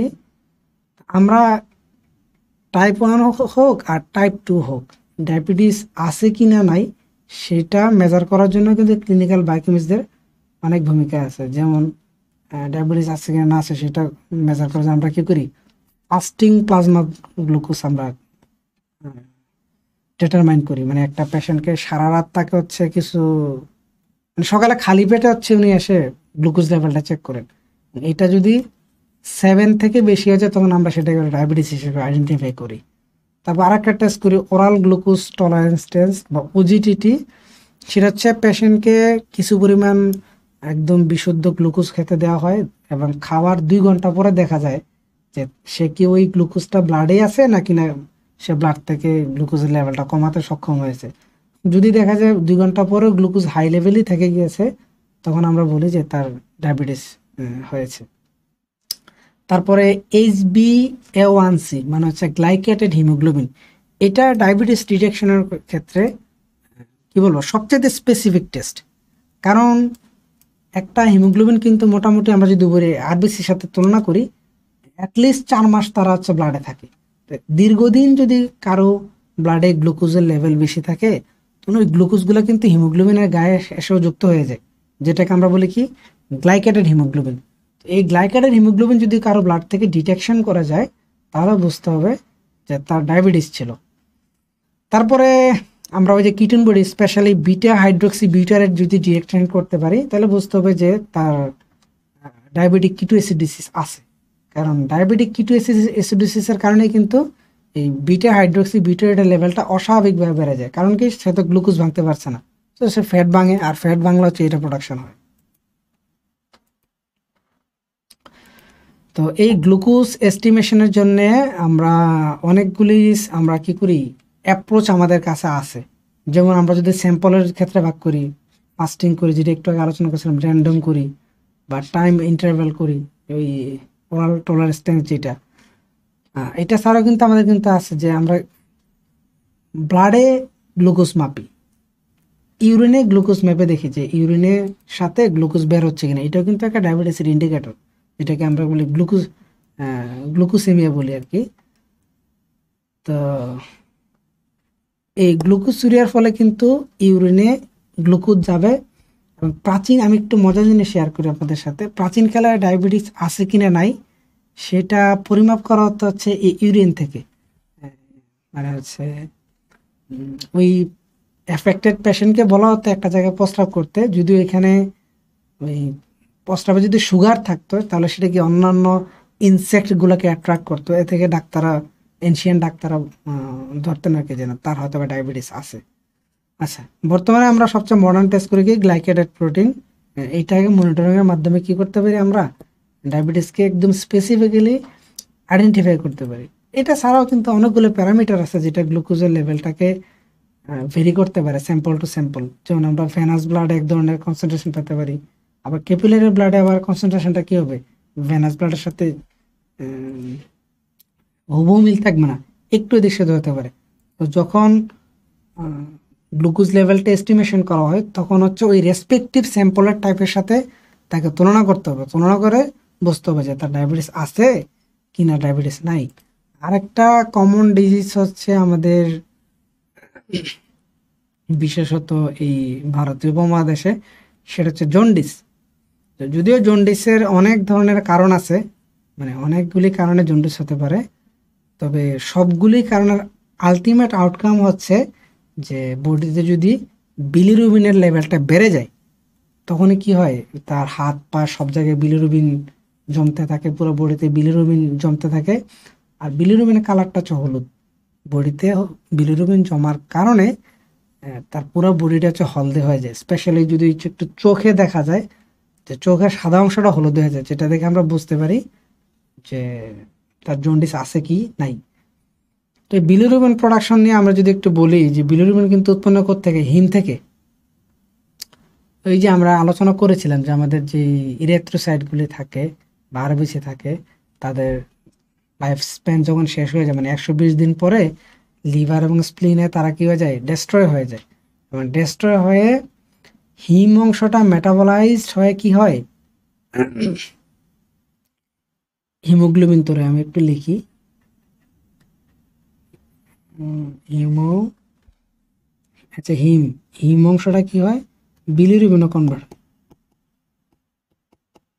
আচ্ছা, আমরা একটু আগে আলোচনা করেছিলাম এই বিলিরুবিনটা আবার দুই ভাগে থাকে, একটা হচ্ছে কনজুগেটেড আর একটা কি আনকনজুগেটেড। তো এই লিভার কি করে, বিলিরুবিনকে গ্লুকুরোনিক অ্যাসিডের সাথে কনজুগেট করে। আর এই কনজুগেটেড বিলিরুবিনটা কি হয়, সে হচ্ছে ইউরোবিলিনোজেনে কনভার্ট হয়। এবং ইউরোবিলিনোজেনের একটা অংশ পিত্তরসের সাথে যায়, গিয়ে হচ্ছে সে স্টিয়ারকোবিলিন হিসেবে হচ্ছে ফিসিসের সাথে হচ্ছে বের হয়ে যায়। হ্যাঁ, আবার স্টিয়ারকোবিলিন আবার কিছুটা রিঅ্যাবজর্ব হয়, যেটা হচ্ছে কিডনি থেকে আবার প্রস্রাবের সাথে বের হয়ে যায়। এভাবে কিন্তু নর্মাল বডিতে বিলিরুবিন জমার কোনো সুযোগ নেই। মানে নর্মাল বডিতে বিলিরুবিনের একটা স্টেডি স্টেট লেভেল থাকে, কিন্তু যখনই বিভিন্ন কারণে কি থাকে, তার লিভারে ডিজিজ হয় বা অন্য কোনো কারণ থাকে, তখন কিন্তু এই বডিতে বিলিরুবিন জমে। যেমন আমি যদি একটু আলোচনা করি, যদি বডিতে আরবিসি প্রোডাকশনের ইয়াটা, ডিস্ট্রাকশন রেটটা, মানে হিমোলাইটিক অ্যানিমিয়া হয় যেটা আর কি, তখন কি হবে, বডিতে অতিরিক্ত পরিমাণ আরবিসি ভাঙতে থাকবে। আরবিসি ভাঙলে বেশি বেশি হিম প্রোডাকশন হবে, দ্যাট মিনস বিলিরুবিন বাড়বে। এত বিলিরুবিনকে তো লিভার সবগুলোকে কনজুগেট করতে পারে না। তো এই কারণে পোস্ট হেপাটিক ডিজিজের কারণে কি হয়, আনকনজুগেটেড বিলিরুবিনের লেভেলটা আস্তে আস্তে বাড়বে। আর যদি হেপাটিক কোনো কজ থাকে, তাহলে কি ওই আনকনজুগেটেড বিলিরুবিন বাড়ার পাশাপাশি ওই লিভার সেল ড্যামেজ হলে যে এনজাইমগুলো হচ্ছে রিলিজ হয়, যেমন হচ্ছে এলপি, এসটি, তারপরে এলটি, এই এনজাইমগুলি ডিটেকশনের মাধ্যমে বুঝতে পারি যে সমস্যাটা আসলে লিভারে।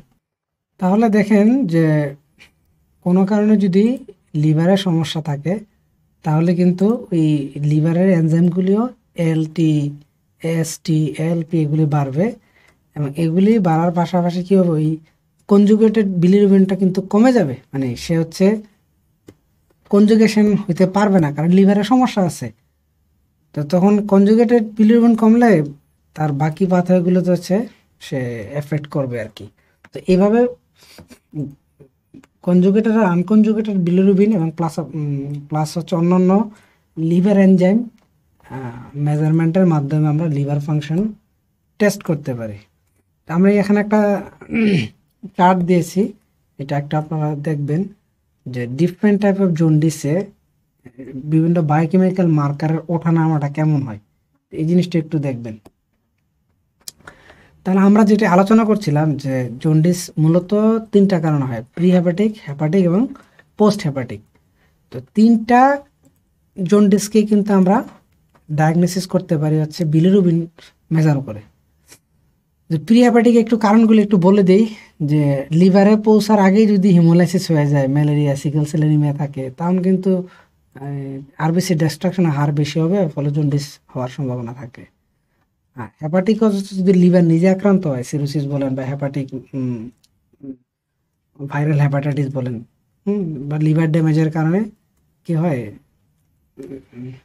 লিভার যদি ড্যামেজ হয় তখন সে বিলিরুবিন এক্সক্রিট করতে পারে না। আর পোস্ট হেপাটিক হচ্ছে লিভার বিলিরুবিন কনজুগেট করেছে, কিন্তু এই যে পিত্তথলিতে পাথর বা টিউমার হওয়ার কারণে সে হচ্ছে বাইল অ্যাসিডটাকে লিভার থেকে বের করতে পারছে না। আলটিমেটলি কি বডিতে কনজুগেটেড বিলিরুবিনটা বাড়তে থাকবে। আচ্ছা, আমরা কিছু ডিজিজ নিয়ে আলোচনা করব। যেমন ফার্স্ট হচ্ছে কলেরা নিয়ে আলোচনা করি, এটা খুব কমন ডিজিজ বাংলাদেশের ক্ষেত্রে, ওয়াটারবোর্ন ডিজিজ। এটা ভাইব্রিও কলেরা নামক একটা ব্যাকটেরিয়ার কারণে হয়। তো এটা একটা ওয়াটারবোর্ন ডিজিজ। হ্যাঁ, আর এটার অন্যতম লক্ষণ হচ্ছে মানে রাইস ওয়াটার টাইপের ডায়রিয়া হয়, ডায়রিয়া হবে এবং সেটা কি রাইস ওয়াটার টাইপের। তো কলেরা হওয়ার অন্যতম কারণ হচ্ছে কি দূষিত সোর্স থেকে বা কন্টামিনেটেড সোর্স থেকে পানি খাওয়া। অনেকেই হচ্ছে আমরা কি করি বাইরের ফাস্টফুড বা হচ্ছে বাইরের যে জুস কর্নারগুলি থাকে এগুলোতে হেলথ ইস্যুগুলো মেনটেন করা হয় না, ওইগুলো থেকে খাবেন, আপনার কলেরার সম্ভাবনা থাকবে অনেক বেশি। তো যাই হোক, এই কলেরা ব্যাকটেরিয়াটা, ভাইব্রিও কলেরা ব্যাকটেরিয়াটা একটা টক্সিন প্রোডাকশন করে যেটাকে আমরা বলি কলেরা টক্সিন বা সিটিএক্স। এই সিটিএক্স এর হচ্ছে দুইটা সাব ইউনিট থাকে, বি সাব ইউনিট এবং এ সাব ইউনিট। আমি অবশ্য এটা মার্ক করি নাই, এই লালটা হচ্ছে এ সাব ইউনিট আর এটা হচ্ছে কি বি সাব ইউনিট। এই বি সাব ইউনিটটা হচ্ছে আমার যখন এই দূষিত পানির সাথে হচ্ছে ব্যাকটেরিয়া ঢুকে এবং টক্সিনটা থাকে, সে ইন্টেস্টাইনে তার রিসেপ্টরের সাথে বাইন্ড করে। হ্যাঁ, বাইন্ড করার পরে, আচ্ছা আমি মেকানিজমটা ফিগারটা দেখে বলি, তাহলে হচ্ছে স্কিমেটিক ডেসক্রিপশনটা ভালো হবে। এই দেখেন কলেরা এবিটক্সিন মানে দুইটা পার্ট, এগুলো হচ্ছে তার বি পার্ট এবং হচ্ছে এ পার্ট। তাহলে এই কলেরা টক্সিনটা কি করে আমাদের ইন্টেস্টিনাল এপিথেলিয়াল সেলে কি করে বাইন্ড করে, বাইন্ড করলে তখন কলেরা টক্সিনটা এনগালফ হয়ে যায় এবং এনগালফ হয়ে আমাদের সেলের ভিতরে প্রবেশ করে। কে প্রবেশ করে? এ সাব ইউনিটটা প্রবেশ করে। এ সাব ইউনিটটা যদি প্রবেশ করে, সে আলটিমেটলি বিভিন্ন প্রসেসিং হয়ে CTA1 প্রোটিন সে উৎপন্ন করে এবং CTA1 জি প্রোটিনকে অ্যাক্টিভেট করে অ্যাডেনাল সাইক্লেসকে। ওই যে আমরা দেখছিলাম যে জি প্রোটিন কাপল রিসেপ্টরে সেকেন্ড মেসেঞ্জার তৈরি করতে কে হেল্প করে? এই অ্যাডেনাল সাইক্লেস। সো এই CTA1কে অ্যাডেনাল সাইক্লেসকে অ্যাক্টিভেট করে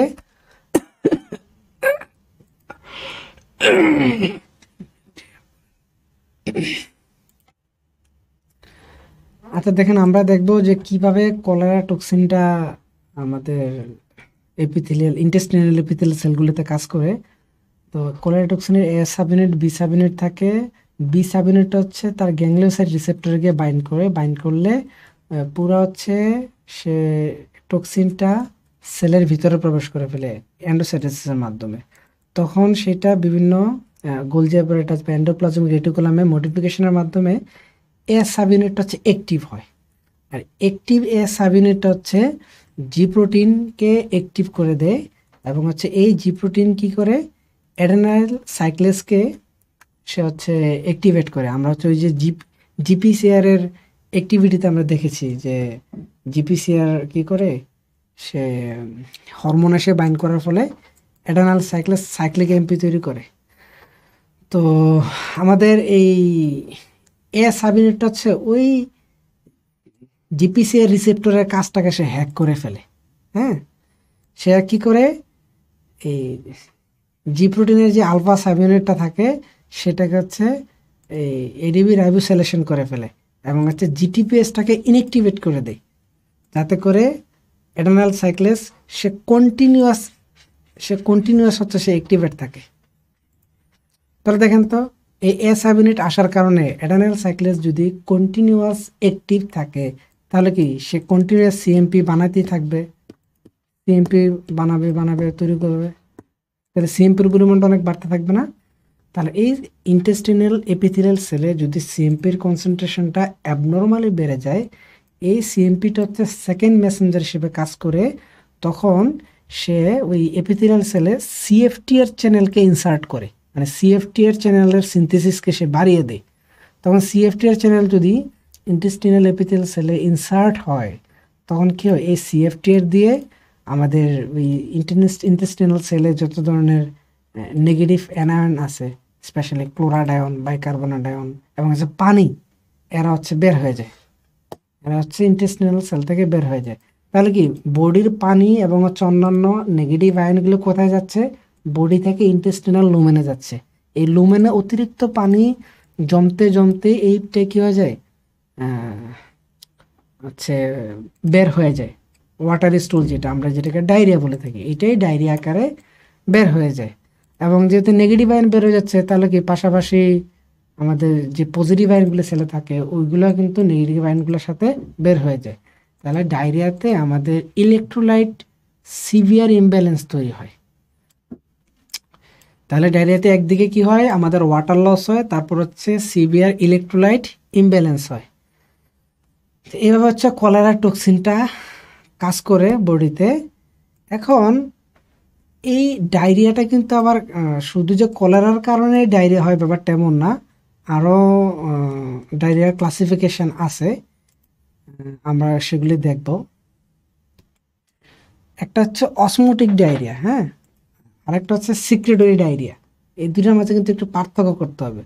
অসমোটিক ডায়রিয়া কি, ধরেন আপনি এমন একটা খাবার খেলেন, হ্যাঁ, যেই খাবারটা হচ্ছে একটা স্ট্রং অসমোটিক এজেন্ট। তো একটা উদাহরণ কি, ধরেন ম্যাগনেসিয়াম সালফেট, আপনি হচ্ছে ম্যাগনেসিয়াম সালফেট খেলেন। তো ম্যাগনেসিয়াম সালফেটের বৈশিষ্ট্য হচ্ছে সে প্রচুর পানি টানে। তো ম্যাগনেসিয়াম সালফেট পানি টানার কারণে সে ইন্টেস্টিনাল সেল থেকে সে পানিটাকে সে বাইরে নিয়ে আসে, এবং বাইরে আনার কারণে ইন্টেস্টিনাল লুমেনে পানির পরিমাণ বাড়তে বাড়তে এইটাও কিন্তু ডায়রিয়া তৈরি হয়। তো এই ধরনের ডায়রিয়া কিন্তু আপনি ওই যেই খাবারটার কারণে আপনার ইন্টেস্টিনাল ডায়রিয়া হয়েছে, আপনি খাবার বন্ধ করে দেন, তাহলে ডায়রিয়া ভালো হয়ে যাবে। এটাকে আমরা বলছি যে অসমোটিক ডায়রিয়া।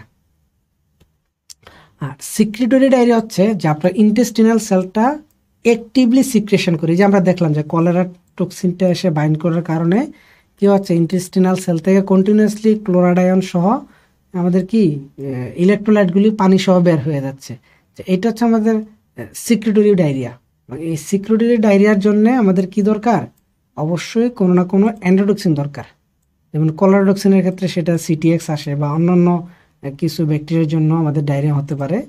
তো এরা হচ্ছে সবাই মোটামুটি ওই সেলুলার সিস্টেমটাকে হাইজ্যাক করে সেল থেকে এই ইলেকট্রোলাইটগুলি পানি সহ বের করে দেয়, হ্যাঁ। এবং কিছু কিছু রেয়ার রোগ আছে যে শুধু ব্যাকটেরিয়াল টক্সিন না, মানে অ্যান্টিটক্সিন না, যে হরমোন সিক্রেটিং টিউমার, হ্যাঁ। যেমন একটা উদাহরণ হচ্ছে ভিআইপিওমা, ভ্যাসোঅ্যাক্টিভ ইন্টেস্টিনাল পেপটাইড। তো যদি আমাদের ইন্টেস্টাইনে, স্মল ইন্টেস্টাইনে কি হয়, টিউমার হয় কারো, তখন হচ্ছে ওই স্মল ইন্টেস্টাইন থেকে এই হরমোনটা বের হয়, ভিআইপিওমাটা বের হয়। এই হরমোনটা বাইন্ড করার ফলে কিন্তু ওই কলেরা টক্সিনের দায়িত্বটা সে কাঁধে তুলে নেয়। মানে হচ্ছে ওই হরমোনটা সেলে এসে বাইন্ড করবে, বাইন্ড করলে হচ্ছে সিএমপির পরিমাণ আস্তে আস্তে অনেক বাড়তে থাকবে, ফলে সিক্রেটরি ডায়রিয়া হবে। তাহলে এই ধরনের ডায়রিয়া কিন্তু আপনি খাবার বন্ধ করলে কিন্তু ডায়রিয়া থামবে না। দেখা যাচ্ছে ডায়রিয়া রোগীরা কিছু খাচ্ছে না, তারপরে কিন্তু তার ডায়রিয়া থামেই না, যতক্ষণ না পর্যন্ত মেডিকেল অ্যাপ্রোচ না নেওয়া হয় বা ট্রিটমেন্ট অ্যাপ্রোচ না নেওয়া হয়। তাহলে এই সিক্রেটরি ডায়রিয়া কিন্তু দুইটা কারণে হয়, একটা হচ্ছে অ্যান্টিটক্সিন আর একটা হচ্ছে টিউমার। আমি হচ্ছে একটা চার্ট দিয়েছি যে কিভাবে হচ্ছে সিক্রেটরি ডায়রিয়া থেকে অসমোটিক ডায়রিয়াটাকে ডায়াগনোসিস করা যাবে। তখনই করতে পারবেন যখন আপনি হচ্ছে তাদের মধ্যে পার্থক্যটা ধরতে পারবেন। আচ্ছা, তো আমাদের একটা জিনিস দেখতে হবে যে ডায়রিয়ার সময় কেন স্যালাইন খাওয়ানো হয়, স্যালাইনের ফাংশনটা আসলে কি। আমরা তো জানি যে স্যালাইনে কি থাকে, ইলেকট্রোলাইট থাকে, সোডিয়াম আয়ন থাকে, পটাশিয়াম থাকে, ক্লোরিন থাকে, বা অন্যান্য ইলেকট্রোলাইটগুলি হচ্ছে স্যালাইনে থাকে। তাহলে প্রশ্ন হচ্ছে, আমাদের তো ওই যে ইন্টেস্টিনাল এপিথেলিয়াল সেলে সিএফটিআর চ্যানেলটা থাকে, তাহলে আমরা যাই দেই ওই চ্যানেল দিয়ে তো বের হয়ে যাওয়ার কথা, ঠিক আছে, ওইটা দিয়ে তো ঢুকবে না। তাহলে হচ্ছে স্যালাইন খেলে উপকারটা কীভাবে হয়, দেখেন আমাদের ইন্টেস্টিনাল সেলে আরেক ধরনের চ্যানেল থাকে, এটাকে আমরা বলি এসজিএলটি। এসজিএলটি স্পেশালি আমরা যদি বলি SGLT1 থাকে, হ্যাঁ, এই যে SGLT1, এইটার ফাংশনটা হচ্ছে সোডিয়াম গ্লুকোজ কোট্রান্সপোর্টার চ্যানেল। মানে সে যদি ইন্টেস্টিনাল লুমেনে একসাথে সোডিয়াম পায়, একসাথে গ্লুকোজ পায়, সে দুইটাকে একসাথে ট্রান্সপোর্ট করতে পারে। আপনারা ট্রান্সপোর্টের বিভিন্ন মেথড পড়ে আসছেন, যে anti transport, transport, parallel transport, তো এগুলো আছে, মেথড আছে। তো সে হচ্ছে এই কলেরা টক্সিন আমাদের এই কী করে না, SGLTকে সে কোনো বাধাগ্রস্ত করে না।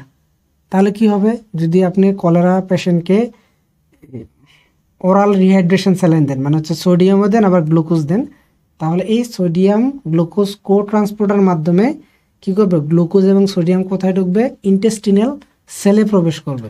আর গ্লুকোজ যদি ইন্টেস্টিনাল সেলে প্রবেশ করে, আপনারা জানেন যে গ্লুকোজ হচ্ছে ওয়াটার অ্যাট্রাক্টিং মলিকুল, অথবা সোডিয়াম যদি ঢুকে তাহলে কি পাশাপাশি অন্যান্য নেগেটিভ আয়নগুলো কিন্তু কি এই ইন্টেস্টিনাল সেলে ঢুকবে। তো এইভাবে স্যালাইন খেলে ডায়রিয়া রোগীর কন্ডিশন আস্তে আস্তে ডেভেলপ করে। তা আমি বলবো যে এই 21 শতকে আধুনিক চিকিৎসা ব্যবস্থায়, স্পেশালি ডায়রিয়া চিকিৎসায়, এই স্যালাইন আবিষ্কার করাটা একটা বিশাল কিছু। কারণ আগে এই নর্মাল ডায়রিয়াতে কিন্তু অনেক হাজার হাজার লক্ষ লক্ষ মানুষ মারা যেত। আগে তো আসলে অ্যান্টিবায়োটিক ছিল না, কিন্তু বর্তমানে অ্যান্টিবায়োটিক আছে, প্লাস সবাইকে কিন্তু অ্যান্টিবায়োটিক খাওয়া লাগতেছে না। অনেক ক্ষেত্রে দেখা যাচ্ছে যে কয়েকদিন স্যালাইন খেলে ডায়রিয়া ঠিক হয়ে যাচ্ছে। সিভিয়ার ক্ষেত্রে অবশ্য ডাক্তার অ্যান্টিবায়োটিক সাজেস্ট করে থাকেন। এই হচ্ছে একটা, আমি বলবো যে যে বায়োকেমিক্যাল অ্যাপ্রোচের এটা একটা ভিক্টোরি বলতে পারেন। কারণ এই এসজিএলটি যদি আবিষ্কৃত না হতো তাহলে কিন্তু এই চিন্তাই মাথায় আসতো না যে হচ্ছে স্যালাইন খাওয়াতে হবে, স্যালাইন খাওয়ালে সোডিয়াম গ্লুকোজ একসাথে ঢুকবে, ফলে হচ্ছে সেল হচ্ছে আবার ওয়াটার রিটেনশন করবে। তাহলে বায়োকেমিস্ট্রির নলেজটা কিন্তু ট্রিটমেন্ট ডিজাইনিংয়ের ক্ষেত্রে অনেক ইম্পর্টেন্ট। তো কিছু এনজাইম দেখি যে আসলে আজকে মোটামুটি লম্বা আলোচনা করেছি, এইখান থেকে কি ধরনের প্রশ্ন আসতে পারে। তো কয়েকটা কোশ্চেন, আমি নমুনা কোশ্চেন আপনার সাথে আলোচনা করছি। The serum enzyme elevated in alcoholic cirrhosis of liver. Liver সিরোসিসে কোন এনজাইমটা হচ্ছে বাড়বে, আমি আপনাদের সাথে বলেছিলাম। এখানে কি কি আছে একটু দেখি। Alanine transaminase, aspartate transaminase, alcohol dehydrogenase, gamma glutamyl transpeptidase. অবশ্যই এটা দেখেন লিভার সিরোসিসের ক্ষেত্রে এএসটিও বাড়ে, আবার এএলপিও বাড়ে। কিন্তু এএসটিটা কিন্তু কি ছিল, একদম পুর ইন্ডিকেটর ছিল। তো এটাকে যদি আমরা স্পেসিফিক্যালি লিভারের সাথে আমি লিভার ফাংশনের সাথে অ্যাটাচ করতে চাই, তখন কিন্তু কি ওই গামা গ্লুটামাইল ট্রান্সপেপটিডেসকেও আমাদেরকে মেজার করতে হয়। যদি গামা গ্লুটামাইল ট্রান্সপেপটিডেসও বাড়ে এবং অন্যান্য লিভার ফাংশন এনজাইমগুলিও বাড়ে, তখন হচ্ছে বুঝতে হবে যে এটা আসলে এই অ্যালকোহলিক লিভার সিরোসিসের ইন্ডিকেটর। আচ্ছা, bilirubin is not excreted in urine. আচ্ছা, বিলিরুবিন ইউরিনে থাকে না, কোন ক্ষেত্রে অনুপস্থিত থাকে? কী কী অপশন আছে এখানে? Obstructive jaundice, hepatic jaundice, haemolytic jaundice, all three. দেখেন আমরা যদি আলোচনার একটু মনোযোগ দিয়ে শুনে থাকি যে হেমোলাইটিক জন্ডিসের ক্ষেত্রে কিন্তু কি থাকে না, এই ইউরিনে বিলিরুবিন থাকে না। কারণ কি? কারণ হচ্ছে হিমোলাইটিক জন্ডিসে এত পরিমাণ আরবিসি ডিস্ট্রাকশন হয়, আই মিন হচ্ছে হিম মেটাবলিজম হয়, যে এদের সবাইকে কি করতে পারে না, লিভার কনজুগেট করতে পারে না। আর কনজুগেট না করতে পারলে তারা লিভারে কিডনির মাধ্যমে এক্সক্রিশন হবে না। এটা হচ্ছে আসল কারণ। আচ্ছা, urea clearance is less than GFR because it's partially secreted by the renal tubules. Sorry, কোশ্চেনটা হয়তো বা একটু ফরম্যাটে চেঞ্জ হয়ে গিয়েছে। আচ্ছা, তারপরেটা দেখি। The serum enzyme use to evaluate pancreatic function. আচ্ছা, প্যানক্রিয়াটিক ফাংশনের ক্ষেত্রে হচ্ছে এটা কি হয়েছে, কোন কোন এনজাইমগুলো হচ্ছে আমাদেরকে একটু বেড়ে যায়। আমাদের অপশন কি আছে? অ্যালকালাইন ফসফেটেস আছে, অ্যামাইলেজ আছে, অ্যাসপার্টেট ট্রানজামিনেজ আছে, ল্যাকটেট ডিহাইড্রোজেনেস আছে। তাহলে দেখেন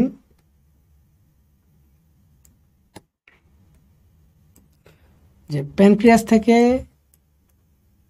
সবচেয়ে বেশি প্রোডাকশন হয় যেই এনজাইমটা, সেটা হচ্ছে অ্যামাইলেজ। অ্যামাইলেজ হচ্ছে কার্বোহাইড্রেটকে সে ডাইজেশন করে। তাহলে যদি অ্যামাইলেজ কখনো কখনো প্যানক্রিয়াসের টিউমার হয়, টিউমার হলে সে হচ্ছে অ্যামাইলেজের ওভার প্রোডাকশন করে। তখন ব্লাডে যদি অ্যামাইলেজের লেভেলটা তার নর্মাল লেভেল থেকে বেশি থাকে, তখন এটা ইন্ডিকেট করে যে the patient might have pancreatic tumour. তো প্যানক্রিয়াটিক ফাংশনের একটা অন্যতম প্যারামিটার হচ্ছে এই অ্যামাইলেজ। তো যাই হোক, আপনারা এই যে আলোচনা যেটা করলাম, এটা মোটামুটি ক্লিনিক্যাল বায়োকেমিস্ট্রির উপর নির্দিষ্ট কোনো বই আসলে এই মুহূর্তে পড়ার সময় পাবেন কিনা আমি জানি না। আমি মনে করি আমার যে স্লাইডটা আছে এটাতেই হচ্ছে আপনারা হচ্ছে আরও কিছু তথ্য, প্রাইমারি ইনফরমেশন অ্যাড করতে পারেন। পাশাপাশি সত্যনারায়ণের এনজাইম পার্টটা আমরা যেটা পড়েছি, এনজাইমে তো সবগুলি আলোচনা সিলেবাসে নেই। তো এই সত্যনারায়ণের বিভিন্ন এনজাইমের ডিফেক্টটা আপনারা একটু দেখে যেতে পারেন, তো কোন এনজাইম ডিফেক্টের কারণে কী ধরনের সমস্যা, এবং সেইটাকে ডিটেকশন করলে কিন্তু ক্লিনিক্যাল বায়োকেমিস্টরা কী করতে পারে, ডিজিজ ডায়াগনস্টিক্সে ইম্পর্ট্যান্ট ভূমিকা পালন করতে পারে। তো আশা করি আপনাদের সামনে সুন্দর প্রস্তুতি সম্পন্ন হবে, এই আশা আপনারা পরিশ্রম করছেন। আপনাদের সবার জন্য শুভকামনা জানিয়ে আজকের ক্লাস শেষ করছি। আসসালামু আলাইকুম অ্যান্ড থ্যাংক ইউ।